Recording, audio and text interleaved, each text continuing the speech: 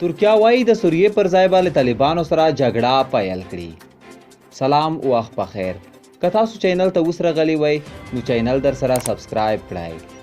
څو اونۍ وړاندې طالبانو اعلان کړی و که ترکیه په افغانستان کې د خپل شتون مدعا وغځوي نو دوی به ترکي عسکرو ته د اشغالګرو په سترګه وګوري او په ضد به یې جهاد شروع کړي.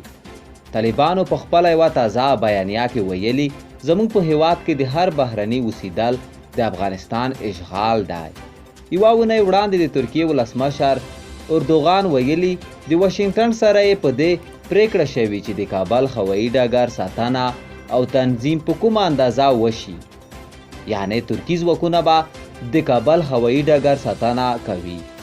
طالبانو د ترکیې او د امریکې دا معامله له رنګه ډکه بللي او د ترکیې نه یې غوښتي چې پر خپله پریکړه له سره کتنه وکړي.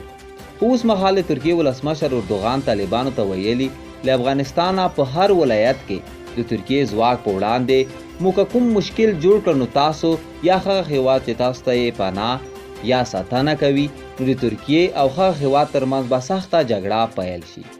اردوغان وایي په افغانستان کې طالبان د ترکي ځواکونو په وړاندې کوم عکس العمل وښودو، د سوریې پر ځای به ترکي ځواکونه جګړه په طالبانو سره پیل کړي.